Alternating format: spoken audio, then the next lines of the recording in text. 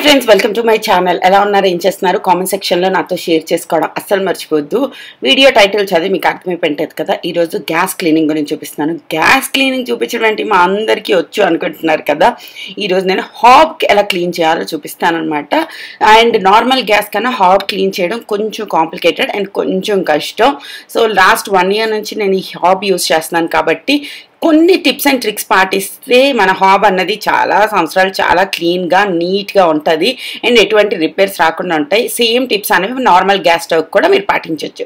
First gas clean చేసే ముందు regulator of చేయడం అన్నది అస్సలు మర్చిపోవద్దు. అండ్ మీరు కనుక కొత్తగా లైఫ్ స్టార్ట్ చేస్తున్నట్టయితే ఈ టిప్స్ అనేవి మీకు చాలా హెల్ప్ అవుతాయి అన్నమాట. తర్వాత గ్యాస్ ఒకసారి ఆన్ చేసి టెస్ట్ చేయండి, గ్యాస్ వస్తుందా లేదా అన్నది. రెగ్యులేటర్ ఆఫ్ చేయడం అన్నది చాలా చాలా ఇంపార్టెంట్ అనమాట. ఎందుకంటే మనం క్లాత్తో తుడిసినప్పుడు అటు ఇటు తిప్పినట్టు రెగ్యులేటర్ తిరిగి గ్యాస్ లీక్ అవ్వడం లాంటివి జరుగుతాయి. అలాంటివి జరగకుండా ఉండాలి అంటే ఫస్ట్ ప్రికాషన్గా రెగ్యులేటర్ ఆఫ్ చేయాలి. తర్వాత గ్యాస్ మీద ఉండే ఈ ఫ్రేమ్స్ ఏవైతే ఉంటాయో వీటన్నిటిని తీసి షింక్లో పెట్టుకుని ఒకసారి వాటి మీద వాటర్ యాడ్ చేసుకోండి. సో అవన్నీ ఏమైనా గట్టిగా ఉన్నవైతే అవన్నీ నానతాయి అనమాట. మనం ఈలోపు ఈ గ్లాస్ మొత్తం క్లీన్ చేసుకుందాం. నాది వచ్చేసి గ్లాస్ టాప్ గ్లాస్ అనమాట, హాబ్ అనమాట. దీనికి ఏంటి అంటే చాలా చాలా అటాచ్మెంట్స్ అనేవి ఉంటాయి. బట్ ఒకసారి మీకు వచ్చేస్తే చాలా ఈజీ అయిపోద్ది అనమాట.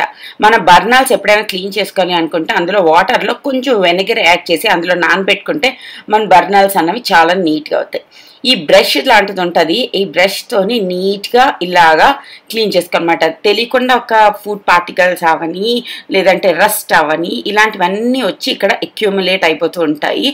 ఈ బ్రష్ అవసరం లేదు, నార్మల్ టూత్ బ్రష్ కూడా చాలా బాగా వర్క్ చేస్తుంది. నేను మొన్నటి వరకు టూత్ బ్రష్ యూస్ చేసేదాన్ని. It will also work perfectly అనమాట.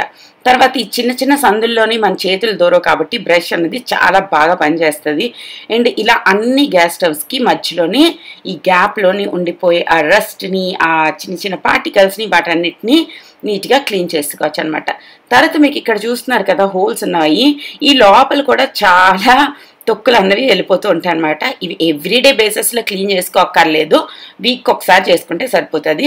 వాటిని టూత్ పిక్తో కానీ దేంతో కానీ ఇలా పైకి పుల్ చేస్తే చాలా బాగుంటుంది. లేదా మీ ఇంట్లో వ్యాక్యూమ్ క్లీనర్ ఉంటే దాంతో చేస్తారంటే 1 secondలో అయిపోద్ది అనమాట. It's just an extra bonus tip లాగా. మనకి ఆ వ్యాక్యూమ్ క్లీనర్ మీ ఇంట్లో అవైలబుల్గా ఉంది అనుకుంటే వ్యాక్యూమ్ క్లీనర్తో చేసుకోండి. చాలాసార్లు ఇంతకుముందు నేను హెయిర్ డ్రయర్తో కూడా చేసేదాన్ని. జస్ట్ హెయిర్ డ్రయర్ ఆన్ చేయగానే ఆ గాలికి ఆ ఫుడ్ పార్టికల్స్ అనేవి బయటకు వచ్చేవన్నమాట. But be very careful and be gentle. అలా అని ఆ ఫుడ్ పార్టికల్స్ ఆ గ్యాస్ వచ్చే పైప్ లైన్లో దూరిపోయేలా చేయకూడదు. కొంచెం జాగ్రత్తగా చేస్తే చాలా చాలా బాగుంటుంది. ఎందుకంటే అక్కడి నుంచి గ్యాస్ వస్తుంది కాబట్టి బీ లిటిల్ కేర్ఫుల్. లేదంటే ఒక టూత్ పిక్తో కానీ లేదా ఒక ఇయర్ బడ్తో కానీ నీట్గా మెల్లిగా తీసుకోవాలి. తర్వాత మనం ఈ ఎక్స్ట్రా పార్టికల్స్ అన్నిటినీ నేను ఫస్ట్ ఒక ప్లేట్లోనో దేంట్లోనో తీసుకుంటాను. తర్వాత సబ్బు యాడ్ చేస్తాను అనమాట. ఈ లోపల చేతితో తీయడానికి ట్రై చేస్తున్నాను, ఏదో అంటిపోయిందంటే. ఈ ఫుడ్ పార్టికల్స్ ఇవన్నీ నేను ఫస్ట్ తీసుకుంటాను. తర్వాత ఈ స్క్రాచ్ బ్రైట్ ఉంటుంది కదా, ఇది చాలా బాగా పనిచేస్తుంది. దీనికి హ్యాండిల్ కూడా ఉంటుంది కాబట్టి మనం హ్యాండ్ అనేది సోప్లో అంత పెట్టాల్సిన అవసరం ఉండదు. దీంతో ఫస్ట్ ఈ ఫ్లాట్ సర్ఫేసెస్ అనేది చేస్తా. తర్వాత ఈ బ్రష్ నా దగ్గర ఉందండి, ఇది నేను కొత్తగా తీసుకున్నాను. ఇది ఐకియా నుంచి తీసుకున్నాను. It's one of the best brush అని చెప్పొచ్చు. పర్ఫెక్ట్ ఉంటుంది అనమాట. లైక్ కట్టింగ్ అన్నది చాలా ప్రాపర్గా ఉండడం వల్ల క్లీనింగ్ అన్నది చాలా చాలా ఈజీ అయిపోద్ది. ఫస్ట్ అసలు ఎక్కడ క్లీనింగ్కి ఇది చాలా అవసరం అవుతుందో చూపిస్తాను. బర్నర్స్ చుట్టూ ఒక రబ్బర్ సిలికాన్ లాంటిది ఉంటుంది అనమాట. ఇక్కడ ఈ గ్యాప్లోని చాలా చాలా ఫుడ్ పార్టికల్స్ అన్నవి దూరిపోతాయి. అవి కనుక మనం ఎవ్రీడే బేసిస్లో క్లీన్ చేసుకోలేదంటే ఆ చుట్టూ బార్డర్ అన్నది అక్కడ నుంచి అన్నీ రావడం స్టార్ట్ అవుతాయి అనమాట. లైక్ చీమలు, బొద్దింగులు అవన్నీ.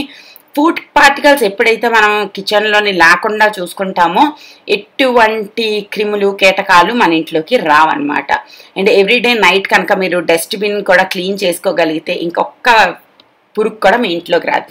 అండ్ హాబ్స్ అనేవి మీరు డైరెక్ట్గా వాటర్ వేసి ఫటాఫట్ మనీ చేయలేము.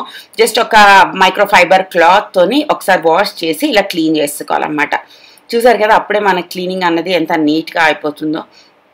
తర్వాత మైక్రోఫైబర్ టవర్ ఎండక ముందే ఇంకొకసారి నేను క్లీన్ చేసుకున్నాను. ఎందుకంటే నేను బోల్డ్ అంత సోప్ యూజ్ చేశాను కాబట్టి ఆ సోప్ది రెసిడ్యూ అన్నది ఉండకుండా అవి క్లీన్ చేసుకుంటాను అనమాట. దాని తర్వాత ఒక నార్మల్ కాటన్ క్లాత్తో కూడా ఒకసారి నేను తుడిస్తాను. And my hob looks super clean. దాని తర్వాత ఇప్పుడు మనం క్లీన్ చేద్దాం మన ఫ్రేమ్స్ అన్నవి. వీటిని కూడా నేను బ్రష్తోనే క్లీన్ చేస్తాను, ఎందుకంటే వాటికి కూడా చాలా చాలా చిన్న చిన్న పార్టికల్స్ అనేవి ఉంటాయి. అందుకోసం నేను నీట్గా బ్రష్తోని క్లీన్ చేసుకుంటాను. నార్మల్ స్క్రాచ్ బ్రైట్తో క్లీన్ చేస్తే దీని మీద మంచిగా గీతలు అయిపోతాయి స్టీల్ దాంతో. మీ దగ్గర టైం ఉంటే కనుక బర్నర్లన్నిటినీ మీరు కనుక ఎత్తడి బర్నర్స్ అయితే వాటన్నిటినీ ఒక ఓవర్ నైట్ మీరు వెనిగర్ వాటర్లో నానబెట్టి ఉంచారంటే కొత్తవిలాగా అయిపోతాయి. సింగిల్ యూస్కి మళ్ళీ నల్లగా కూడా అయిపోతాయిలేండి, అది వేరే విషయం. సో చాలా చాలా కొత్తవిగా అయిపోతాయి అన్నమాట. అది చాలా చాలా మంచి టిప్. ఒకవేళ మీ దగ్గర వెనిగర్ లేకపోతే you can use lemon juice also. Same citric వల్ల ఈ బర్నర్స్ అనేవి బాగా అయిపోతాయి. చింతపండు ఉంటే చింతపండుతో కూడా మీరు తోముకుంటే చాలా చాలా క్లీన్గా అయిపోతాయి. అండ్ బర్నర్స్ అన్ని నేను ఒక 10 నిమిషాలు నానబెట్టాను కాబట్టి సూపర్ తెల్లగా అయిపోలేదు, బట్ స్టిల్ వెరీ క్లీన్ అనమాట. సో ఒక్కసారి బర్నర్స్ అన్నిటినీ నీట్గా క్లీన్ చేసుకోవడం అన్నది చాలా చాలా ఇంపార్టెంట్. ఓ మంచి మైక్రోఫైబర్ టవల్ తీసుకుని ఫుల్గా క్లీన్ చేసుకోండి. అండ్ బర్నర్స్కి హోల్స్ ఉంటాయి కదా, అవన్నీ శుభ్రంగా క్లీన్ చేసుకోవాలి, లేకపోతే గ్యాస్ అన్నది రాదు. మీరు ఇలా ఊదితే కూడా అవుతుంది. చాలామంది గ్యాస్కి ఊదడం ఏంటి అంటారు. సో మీ ఇష్టం అండి, నాకు ఇది ఓకే. కొంచెం నేను ఊతాను. సో దాంట్లో ఉన్న గాలి వల్ల అన్ని హోల్స్ అనేవి పర్ఫెక్ట్గా అవుతుంది. ఫస్ట్ మీరు మీ హాబ్లోని గ్యాస్ బర్నర్స్ అలా పెట్టుకోవాలి అన్నది కూడా చాలా చాలా ఇంపార్టెంట్. దానికి 2 గీతల్లాగా ఉంటాయి అన్నమాట. సెకండ్ గీత వచ్చేసి మనకి ఎలుగుతుంది కదా, దానికి తగ్గట్టుగా అక్కడ పెట్టుకోవాలి పర్ఫెక్ట్గా. చూడండి నేను మీకు ఇక్కడ చూపిస్తున్నాను, ఈ 2 ఉంటాయి చూడండి. ఈ సెకండ్ది వచ్చేసి మనకి వైట్ దగ్గర ఉండాలన్నమాట. అలా రూల్ ఉంటుంది. ఒకసారి మీ బర్నర్స్ ఎలా పెట్టాలో ఒకసారి మీరు ముందే చూసుకోండి. షాప్లో కొనుక్కున్నప్పుడే మీరు కనుక్కోవాలన్నమాట ఇది ఎలా పెట్టాలి అని చెప్పి. తర్వాత హ్యాండిల్స్ ఫ్రేమ్స్ ఏవైతే ఉన్నాయో వాటిని కూడా శుభ్రంగా మైక్రోఫైబర్ టవల్ తుడిస్తాను. తర్వాత పెట్టాను. తర్వాత ఒక 5 మినిట్స్ ఫ్యాన్ వేసి వదిలేండి. ఎక్స్ట్రా వాటర్ ఏదైనా ఉంటే కూడా అది నీట్గా బర్నర్స్కి ఎక్కడ హోల్స్లో ఏమీ లేకుండా అది ఫుల్గా ఎవాపరేట్ అయిపోద్ది. అండ్ ఇప్పుడు నేను మీకు చూపిస్తాను గ్యాస్ ఆన్ చేసి కూడా. మీరు ఇలా క్లీన్ చేసుకోవడం వల్ల మన గ్యాస్కి ఎటువంటి ప్రాబ్లం రాకుండా చాలా నీట్గా క్లీన్గా ఉంటుంది అన్నమాట. మీకు ఒకవేళ బర్నర్స్కి ఎలా ఆ హోల్స్ క్లీన్ చేయడం రాకపోతే ఒక ఇయర్ బడ్ పట్టుకుని దాన్ని రౌండ్గా తిప్పారంటే దాని చుట్టూ అందులో ఉన్న వాటర్ మొత్తాన్ని ఇయర్ బడ్లో ఉండే కాటన్ ఏదైతే ఉంటుందో అది అబ్జార్బ్ చేసేస్తుంది. తర్వాత మనము మన రెగ్యులేటర్ ఆన్ చేద్దాం. అండ్ గ్యాస్ ఆన్ చేసి చూపిస్తున్నాను. ఆల్రెడీ ఫ్యాన్ వేసి ఉంది, అందుకోసం అలా వస్తుంది. అన్ని బర్నర్స్ చూసారు కదా సూపర్ క్లీన్ అయిపోయాయి అండ్ నీట్గా వెలుగుతున్నాయి. అంటే మనం చాలా క్లీన్గా పర్ఫెక్ట్గా చేసామని మీనింగ్ అనమాట.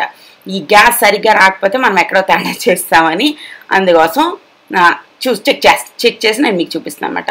హోప్ మీ అందరికీ ఈ వీడియో హెల్ప్ఫుల్గా ఉందనుకుంటున్నాను. ఉన్నట్టయితే తప్పకుండా లైక్, షేర్ అండ్ కామెంట్ చేయండి. మన ఛానల్లో కామెంట్స్ చాలా తక్కువైపోయాయి. ఓకేనా, బాయ్.